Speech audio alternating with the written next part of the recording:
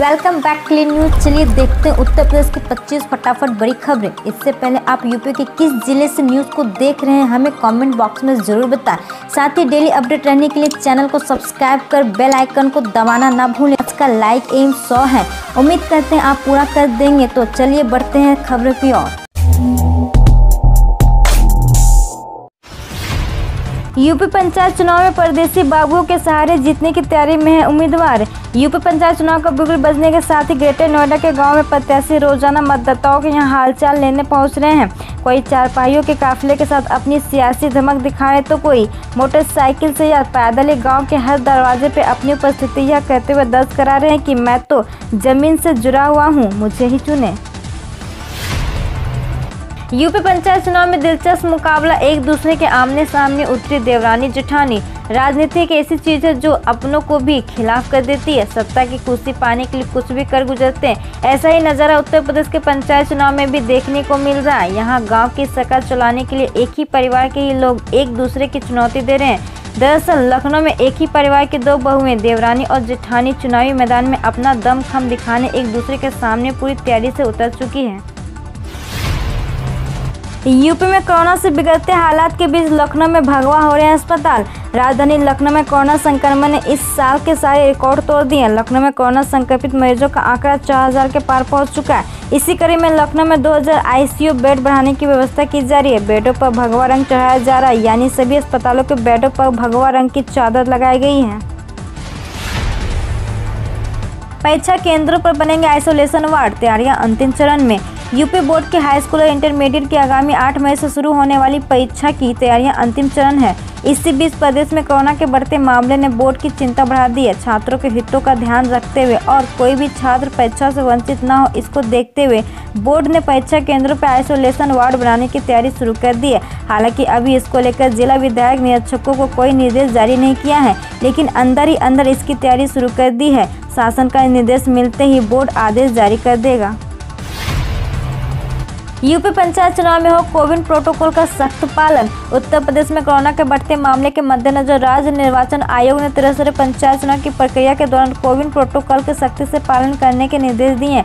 राज्य निर्वाचन आयुक्त मनोज कुमार ने रविवार को 15 अप्रैल होने वाले प्रथम चरण का मतदान को शांतिपूर्वक, निष्पक्ष एवं भयमुक्त के साथ कराने के निर्देश दिए हैं। उन्होंने कहा है कि कोविड संक्रमण से बचाव के लिए कोविड प्रोटोकॉल का अनुपालन कड़ाई के साथ सुनिश्चित कराया जाए। उन्होंने निर्देश दिए कि संबंधित जिलों में प्राप्त शिकायतों का निस्तारण 99% हो जाने के फलस्वरूप अवशेष 1% का अनुपालन संबंधित जिलों के संबंधित अधिकारियों द्वारा कराकर आयोग को आगामी 24 घंटे में सुनिश्चित करना अनिवार्य होगा। फ्लिपकार्ट का अडानी समूह के साथ समझौता, 2500 लोगों को मिलेगा रोजगार। वॉलमार्ट के स्वामित्व वाली फ्लिपकार्ट ने सोमवार को कहा कि उसने अपनी लॉजिस्टिक और डेटा केंद्र क्षमताओं को मजबूत करने के लिए अडानी समूह के साथ एक वाणिज्यिक साझेदारी की है, जिससे करीब 2500 लोगों को प्रत्यक्ष रोजगार मिलेगा। आशा बहु आंगनबाड़ी कार्यकर्ता भी नहीं लड़ पाएंगे। निर्वाचन आयोग ने पंचायत चुनाव में कौन कौन लोग लड़ सकते हैं, इसकी स्थिति साफ कर दी है। आयोग ने कोषागार से जिन शासकीय कर्मियों की सैलरी जारी होती उन सभी कर्मियों के चुनाव लड़ने पर रोक लगा दी है। इसके अलावा किसान मित्र, शिक्षा मित्र, ग्राम रोजगार सेवक, आशा बहु आंगनबाड़ी कार्यकर्ता समेत अन्य मानदेय कर्मी चुनाव नहीं लड़ सकेंगे। जिले में पंचायत चुनाव के लिए तिथि की घोषणा होने के बाद संभावित उम्मीदवारों ने प्रचार प्रसार तेज कर दी है। बड़े शहरों से पलायन शुरू होने पर यूपी और बिहार ने रेलवे स्टेशनों पर जांच बढ़ाई। उत्तर प्रदेश और बिहार ने रेलवे स्टेशनों पर कोरोना की जांच बढ़ा दी है। दरअसल बड़े शहरों खासकर महाराष्ट्र से बड़ी संख्या में लोग बिहार और उत्तर प्रदेश लौट रहे हैं। महाराष्ट्र में कोरोना वायरस का संक्रमण सबसे तेजी से बढ़ रहा है। वहाँ लॉकडाउन के आसार है, इसलिए रोजी रोटी के लिए वहाँ गए लोग अब अपने घर लौट रहे हैं।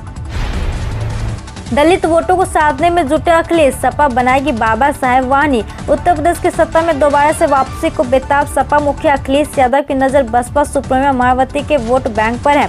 अखिलेश को दलितों के मसीहा बाबा साहेब डॉक्टर भीमराव अंबेडकर याद आने लगे हैं।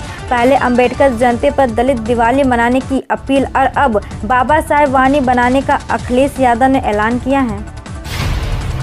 दूसरे शाही स्नान में भक्त लगा रहे थे आस्था की डुबकी, कोरोना को लेकर खास इंतजाम। धर्म नगरी हरिद्वार में चल रहे कुंभ में कल दूसरा शाही स्नान था। सोमवती अमावस्या के मौके पर भक्त हरिद्वार में डुबकी लगा रहे थे।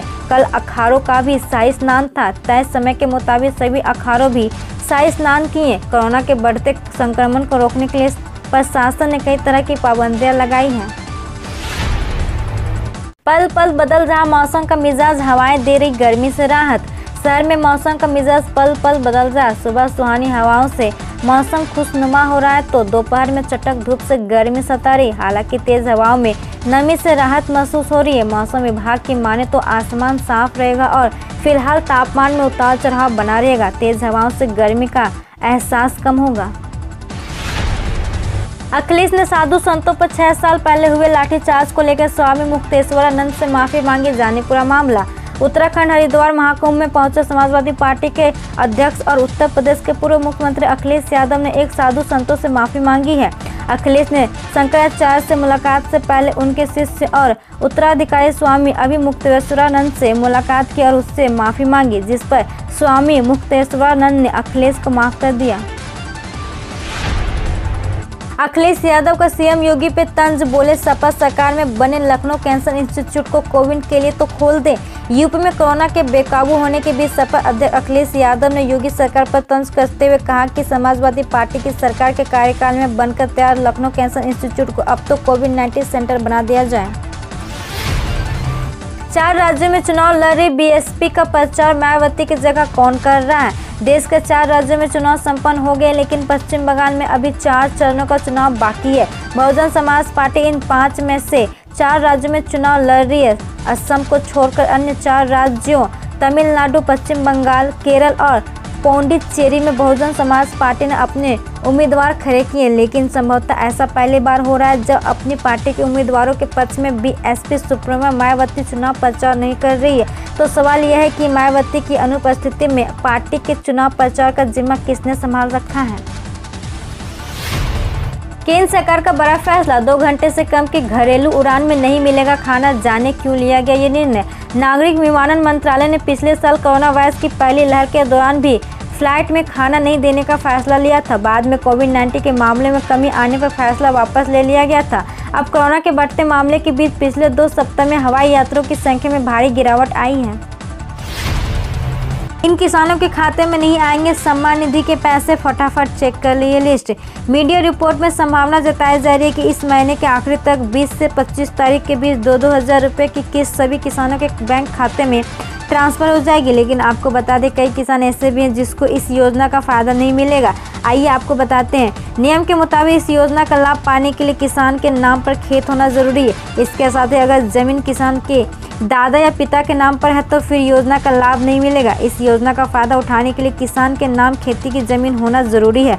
वहीं अगर कोई इनकम टैक्स रिटर्न फाइल करता है तो उसे पीएम किसान सम्मान निधि से बाहर रखा गया। इसमें वकील, डॉक्टर, सीए आदि भी इस योजना से बाहर हैं। भारत में कोरोना के खिलाफ जंग तेज, रूसी वैक्सीन स्पुतनिक वी को इमरजेंसी इस्तेमाल की मंजूरी। कोरोना महामारी के प्रकोप से जूझ रही पूरी दुनिया में संक्रमण की दूसरी और तीसरी लहर ने चिंताएं बढ़ा दी है।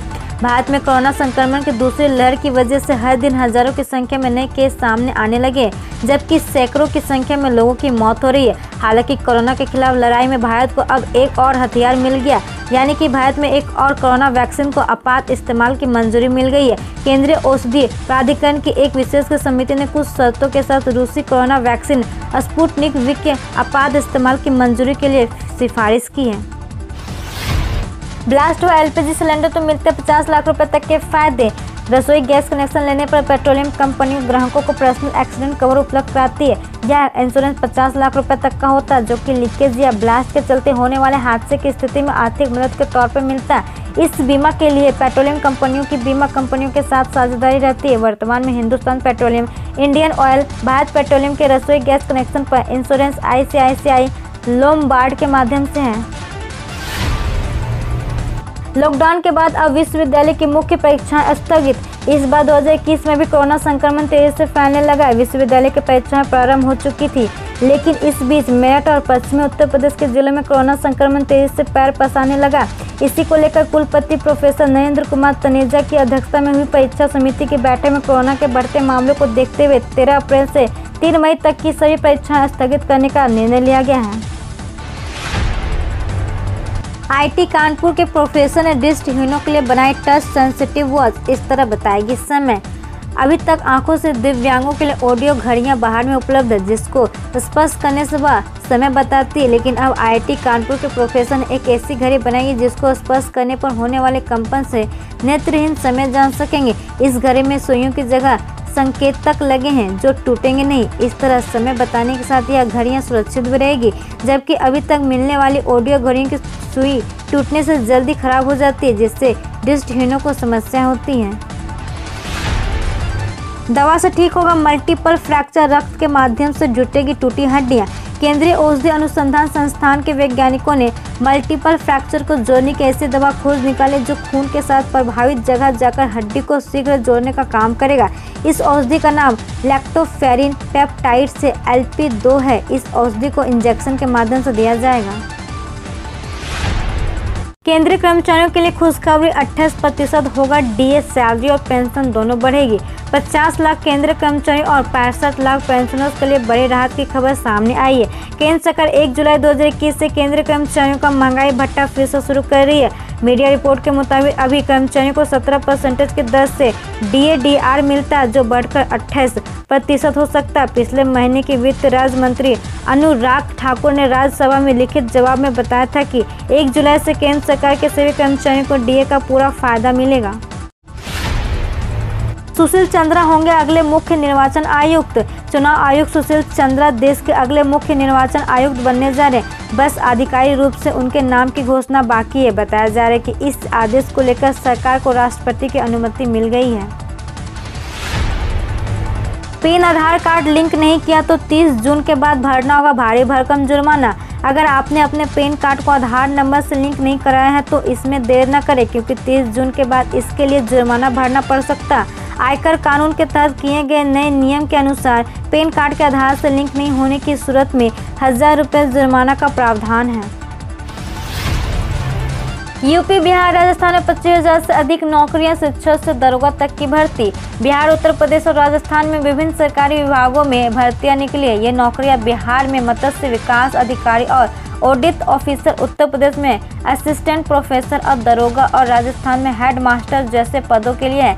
तीनों राज्यों में कुल 25,488 रिक्त पदों के लिए भर्तियां निकली है। प्रतियोगी परीक्षाओं की तैयारी कर रहे युवाओं के लिए सरकारी नौकरी पाने का यह शानदार मौका है। हम रोज ऐसे ही न्यूज लाते रहेंगे, तो यदि आपने अभी तक क्लीन न्यूज को सब्सक्राइब नहीं किया है तो पहले फटाफट सब्सक्राइब कर लें, साथ ही बेल आइकन को दबा दें ताकि कोई अपडेट मिस ना हो।